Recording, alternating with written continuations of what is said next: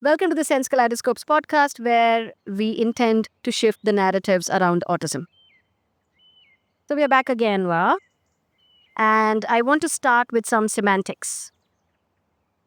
There is a lot of conversation about what should be said, how it should be said in the space of neurodiversity. In the last talk, we ended with defining the spectrum disorder, and you used words like mild, moderate, and severe. There's been a pushback for labeling people in these boxes. And I wanted to understand from your perspective why some of us still continue to do it. And if there can be a perspective out there which is reasonable and helps people understand and go beyond the ideas of right and wrong, but see the logistical perspectives through this. Okay, so autism is a spectrum disorder. When we say spectrum, no two people with autism are alike. Uh, Much like neurotypicals, but teaching strategies that are deployed for neurotypicals are more or less the same with two individuals who are neurotypical vis-a-vis when it is a person with autism. Yeah, because I'll have to cater to the person's um, idiosyncrasies or sensitivities or whatever impairment that person has at that given point in time. Also factor in moods, find out the best way to teach him or her, so on and so forth. Now when you say spectrum disorder, when I was studying, I was allowed to classify it into three different cohorts, which is mild, moderate, severe, whatever. The reason for this classification, to my understanding, was to be able to fix a baseline for us to work. That's all, right? Now, if that has become offensive to somebody, that is not our intention at all. For my administrative purpose, I will say okay, and I can get three people who are in the mild category to work in a group, for instance. Okay, if it's a one-on-one, it really doesn't matter. But if it is a group and I'm trying to integrate that child into a group, then it's important to try and find some common ground. Uh, it helps also build peer relationships, so on and so forth. So I think, I don't know if I've answered your question in terms of like boxing. People are averse to labels right now, but at least personally, I use it only for administrative purpose to devise a strategy. That's all. So, if I can summarize this, basically what you said is the differentiation of the spectrum helps us go in with effective strategies, helps us adapt the environment, helps us understand what kind of methodologies or ideas we can take into that class based on where the child is in the spectrum, right? Which means that we are essentially using these tools to serve the child in the best way possible, Terms, yes. right? Yeah. Okay, now having said that, if we go back and look into the semantics and if we say, where does the stigma arise from for a parent or for an educator or for a caretaker when we have the label of somebody severe versus mild? What is it that happens in the psychological framework which can be a barrier, and what we are trying to do is clearly offset that? So I think it plays out differently for a parent, a The caregiver, educator. and the educator. I think for the educator, it kind of aids and doesn't like form an obstacle in my mind, because it helps you plan groups better in a school setting, plan peer group activities better, Programs. programs, everything. Like you can have so I think it's important that you are able to establish a baseline and work from there. And yeah, people with, say, some sort of a similar ability of comprehension and all that really does aid in you planning the intervention strategy. as far as parents are concerned, I think maybe there's a bit of a stigma because the furthest away from neurotypicalism is classified as severe, and the closest is classified as moderate. And they just feel that the child is more impaired than the rest, and being more impaired is never received well by anybody. There's also societal pressure when it comes to, your child is most deviant from neurotypical and hence cannot be included in XYZ activities, cannot be, the child is always screaming, seems to jump, they don't like these behaviors. And like I was just sharing a while ago, it's okay for, a man to shake his leg. It's okay for, somebody to scratch their head. But it's not okay to be jumping randomly. It's not okay to finger flick in front of your eyes. It's not okay to have some sort of a repetitive behavior. And these are standards set by society, and hence this whole, labeling kind of puts the parent in a fix and in some sort of an uncomfortable position, and hence they don't like to be called. They don't like labels like severe. I mean, this is my understanding. I am not a parent of a person on the spectrum, so I don't really know what the parent goes through. But I understand that peer groups being accepted in society from the parent's perspective itself is harder when you start labeling as severe. I think I get you. When the word severe is associated with a child, then obviously it's meant to make the nurturers feel worried and concerned. However, since our task is to try and shift narratives, and the fact that we both believe in potential, and we both believe that if the right kind of interventions are adapted and used, there is a very good possibility that that individual will be able to achieve a certain kind of potential that resonates with that individual. And isn't that what we are supposed to be celebrating? And isn't that what we keep talking about, shifting the needle? We also know that with the work that we have done specifically in our times with sense kaleidoscopes, if you remember, we've had students who came to us between the ages of 11 and 12, and they were at that point in time diagnosed with moderate to severe, whereas when initially they were diagnosed, it was mild. So if the movement went from up to down, the work that we did with these students, and we know for a fact that we did move them from down to up as well. Today, one of those students is one of the working artists in SK who's got an award from UNESCO, who earns a minimum of 50,000 for a painting, going up to the maximum he earned through a painting was 1.5 lakhs. We know of other students that both of us have worked where they've gone and integrated into the real Mainstream world. schools. Yes, mainstream schools, the real world, in workspaces. So, would it be completely wrong to state that there is a very good possibility to move the needle? No, absolutely not. And I think it's important to have this conversation to kind of bust this whole myth of if I am given a certain label, I cannot change that narrative, right? I think that's what this podcast is about, to change the narrative and bust myths and to reassure people that you can have a great life, a happy life, whether you are neurodivergent or you have somebody who's neurodivergent around you. And taking from a couple of cases and a couple of students that you cited, we also had an artist who initially said the mother told us that he won't hold a pen. Yeah. And he has done his own show and has sold and has had individual One of shows. our first artists who Yes. went out into the Yes. art space and was very, very celebrated. Yeah. So I think that these are great stories, and I think it's important for people to hear this and be rest assured that there's always hope and we always can do something. It is not that we can do everything, but we can do something.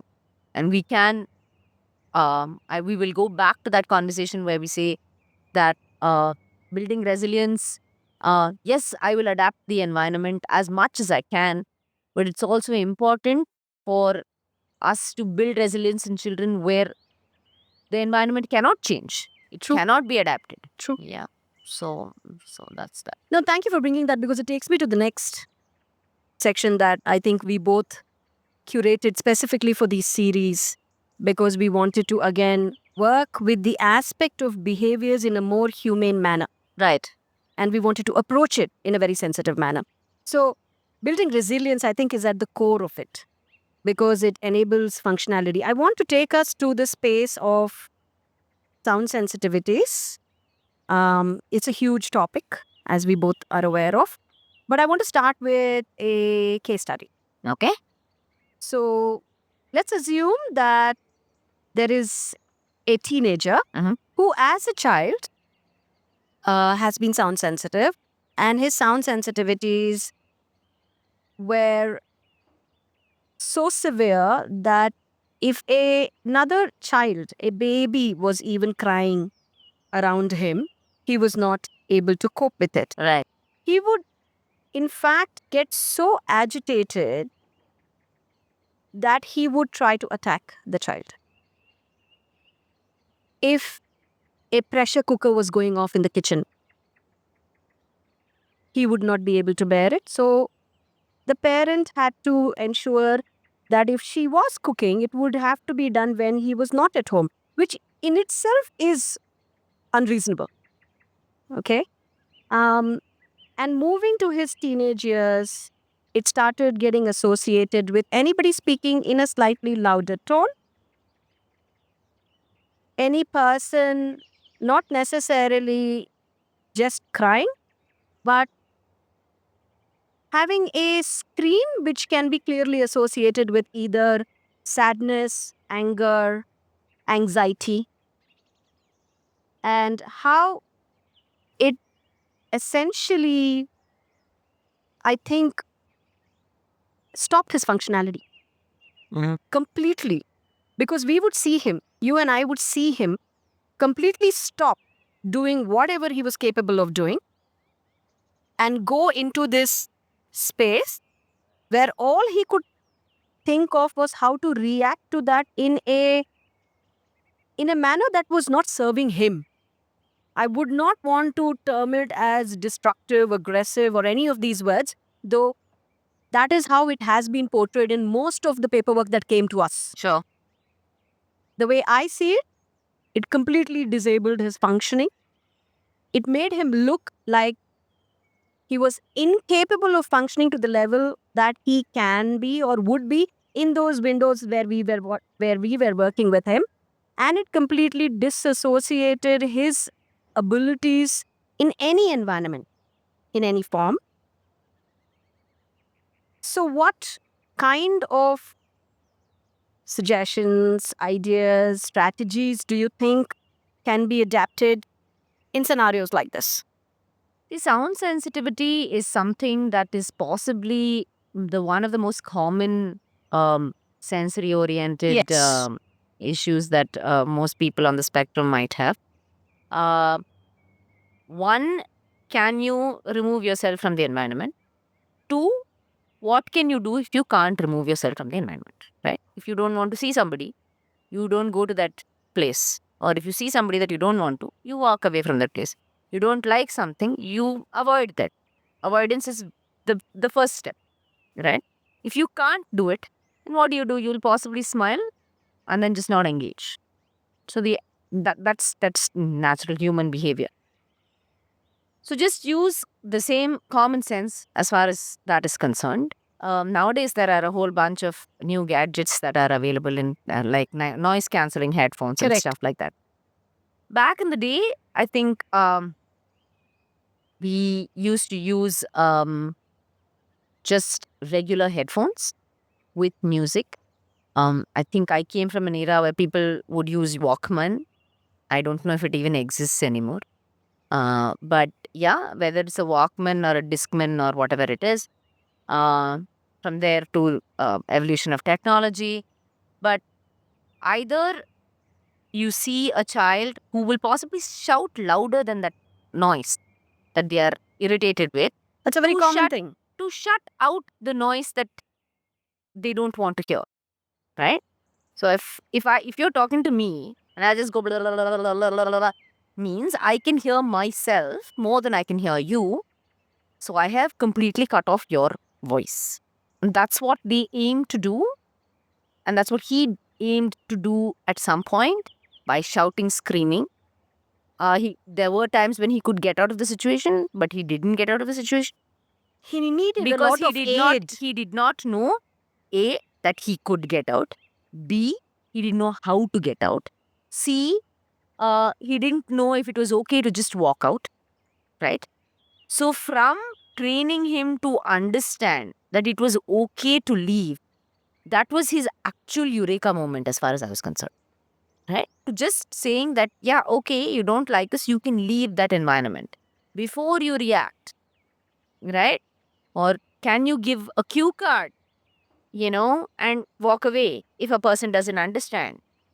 Right? There are multiple things that you need to do to help that individual understand that they can walk away from that environment. Were there headphones given to him? Yes, that was also an option given to him. He could choose what he think.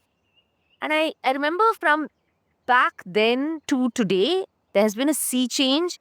He has come up with his own coping strategy, and I really don't know how this happened, right?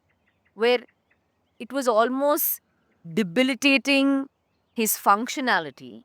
To today, I remember him coming over, and there was some temple ruckus that was happening outside the house, with a loudspeaker management system going crazy.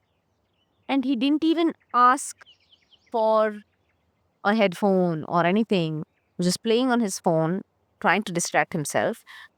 Because I come from a world where people with autism have always been in my life for the past decade or so, 2 decades or so. My parents are also sensitive to all this.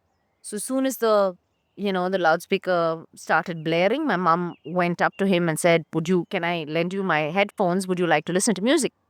Now he took it, right? And he was listening to music. What I'm trying to say is, even if my mom didn't give it to him, he was able to cope, which is, I think, quite amazing. I'm saying from presenting options of learning to leave the environment. Okay. Even when you try to, I do think that there's a little bit of desensitization that you need to do. And when we're talking about desensitization, it's not like, can you take a little amount of noise? It doesn't have to be, for instance, taking a chalk, writing on a blackboard and that noise. It's terrible, right? So if someone told you, no, you sit here for 2 hours and just keep listening to it and desensitize yourself. No, that's not what I'm saying. No. Right? But it doesn't mean that I have to leave the environment the minute I hear that. Correct. Right? Yeah. So I think a little bit of desensitization, like where we exposed him to some sounds and said, like, it's okay. And you are okay, you are safe. But if it's really loud, you can shut your ears. Yeah, you can do just that. You don't even need headphones if you have to stay in that environment. So giving him ample options, but using just basic common sense and neurotypical behavior strategies, right? A combination of this really helped us with this particular case, is what I feel. I want to add a few points to this because I remember both of us were working very consistently and very aggressively on this, because I think it was very important for both of us to ensure that he would succeed. And just to kind of break it down, if you remember, when we started, we were not in a good place. And if anybody thinks that this happened overnight or it happened in 3 months, no. It took us 4 years. And you knowing my research background and the fact that I'm tabulating everything, I mean, I have notes and pages of data that we collected to see what was working and what was not working. But one very key thing that I believe I would like to bring is the bonding element. That I think if I have to do an analysis of in 100%, the strategies that we put on the table, which you just mentioned, shutting off the sound, using gadgets, or asking him to leave the environment, and so on and so forth. That is one aspect of things. But I think the 75% of the work was with the bonding. And also, the reason why we have been successful with this individual completely extinguishing this behavior, and we don't see it recurring, which is a very common thing that happens in the spectrum disorder. Sure. We honestly extinguished it. Most of that theory lies in this 75% of bonding and the fact that we went to the root of what was triggering inside him when sounds like that were happening. Right. And that We you went to could the have known, side- you couldn't have known unless You had the had bonding. that bond with him. Unless you had the bonding. And I want to also kind of bring to light the bonding strategies. You or me do not work in traditional methods. One of the times that I remember when I wanted to create a bond with him was taking him to watch a movie and watch a Spider-Man movie, and it's one of the things that he totally loves, wherein he had never visited a theater because everybody was very concerned Because that of the sound. the sound. Well, if definitely some baby is going to cry in that place, and then how do we cope, right? But to take that chance and to build that as a joyful association, I remember, would take him into these environments for desensitization, and I think we will do the semantics for desensitization as well because I know all of the layers that have come into this word. I remember you going into these sessions where 2 minutes you would expose him to a sound that he totally detested. But the reason that the bond was so strong between the both of you, he would want to ensure that he could cope. Coping does not come because only I want to cope. Coping comes because I have this relationship with you and it matters to me what you think, how you feel about. Oh, it goes all the way. It goes to like impressing me, to falling in love with me, to all of it. But that said, I think it's also important to kind of mention that this individual, we worked in parallel on his comprehension. We worked in parallel with his cognition to understand what part of it, where his comprehension sat. We built social stories. For those who don't know what a social story is, a social story is a little story which puts the person, gives the person a chance to understand what he or she should do if faced with an unpleasant situation, and how they can most socially appropriately handle it without harming them or being offensive to another person or harming another person. Correct. Okay, that's very simply put. If you want to also add the name of the person, Carol Gray. Yeah. So Carol Gray came up with this concept, this way of handling behaviors like many moons Many ago. years ago. This is a very old strategy in the book. So what we interestingly did was, because of his obsession with Spider-Man, we would put Spider-Man front and center and create stories of how either Spider-Man or Peter Parker, how he would behave in various situations, using all this person's situations, and how that was motivation enough for him to, though this person knows that Spider-Man is a fictitious character, Correct. right? Very well aware. Yes. Cognition was built. It's not that, okay, assumes that, oh, okay, so if Peter Parker did, then I can do it. No, knows very well. I turned around and said, why didn't you? So, are you happy with Peter Parker? And he's like, no, but that's a fictitious character. He'll openly say that. But it was motivation enough for us to, build a story around it, build his social stories around it. We also tried to hone skill through that, made sure that he was able to do art around it, draw this whole story about it. You used Pixton as a software to start building a bank of social stories for him to also adapt to technology. So I think there's a whole bunch of stuff we did with just when I think in my previous episode, I spoke about, the magic of autism, right? And this is that magic. Instead of saying that this is an undesirable behavior, it has to be put on extinction. How do we do it? You cannot address a behavior in through, you need a multi-pronged approach to address Yes. a behavior. There is absolutely no other way by hitting your head against the wall saying, I'm trying this day in and day out, it's not working. If you're not trying 20 strategies, one will work, maybe. Otherwise, you'll have to come up with 20 more. But just because one works doesn't mean that that same thing will work again, Yes. right? So again, you're trying a new strategy, a new strategy. So it was a totally, like, it was attacking him from all ends, through his comprehension, through his skill building, through his art interest, through his Spider-Man interest, His you know, OCDs. his OCDs, all of it was brought together to address this one issue of sound sensitivity. And I think he's come out triumphant. Yes, and definitely. And I think one very important element that I would also like to add is the partnering, the collaboration between you, me, and specifically the mother, who came in very, very strongly, stood her ground with us. Because, some days are good and some days can be very, very bad. And it's during those dark times that you need to go within yourself to find roots to stick with what is happening.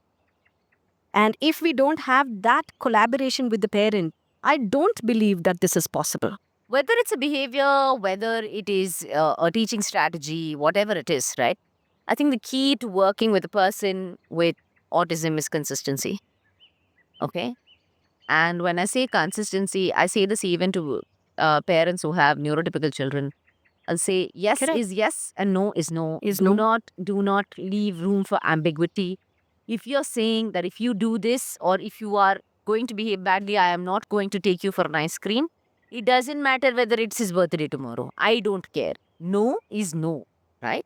So for them to understand behavior and consequence at that young age, whether it's neurotypical or person with autism, I think most people who have, it is very hard, especially if it's a birthday or if it is something that you have to do or you have to go, and it's your brother's wedding and you have to take your child, but then you can't call up your brother and say, hey, I'm not coming for your wedding. But I have seen people who do this. Yes. And you have to do it and you have to commit, because your brother's wedding you might have missed and you possibly didn't go, but your child has learned a lesson for life, right? So that's okay. You can meet him after the wedding and give him a hug and he can role play again and they can figure it out. Yeah. No, I totally get this. So I really think I want to summarize and bring it all together now. So we spoke about bond building. We spoke about using various kinds of strategies and not limiting ourselves to either one or the other approach, which is, I think, something that we both share in common. We believe in multiple schools of thought. The parent is the most valuable addition over here. Sure. Because the consistency will come only if that comes together. So that's where the village gets formed.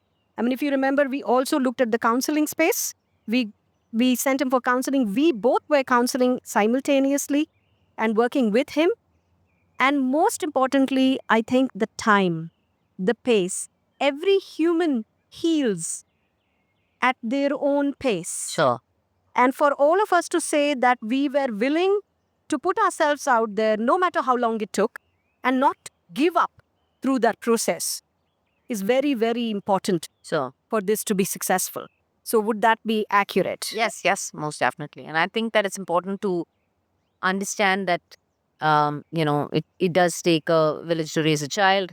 And it's important that everybody speaks the same language. When I'm saying language, there are some schools of thought that say, no, teach the child only one language. No, please, No. you can expose the child and let the child pick up Agree. whatever he or she wants to pick up. But that said, I'm saying make sure that if you say no, then it's no all through, with the occupational therapist, with the teacher at school, with your brother, with the extended aunt who's somewhere else in a different city on a phone call, with the teacher, with the peer's mother, with every environment he or she is faced with. Yes is yes, no is no. Yeah. So I guess we can end on that note. And we hope that you guys are subscribing to this podcast by now. And we'll see you in our next episode.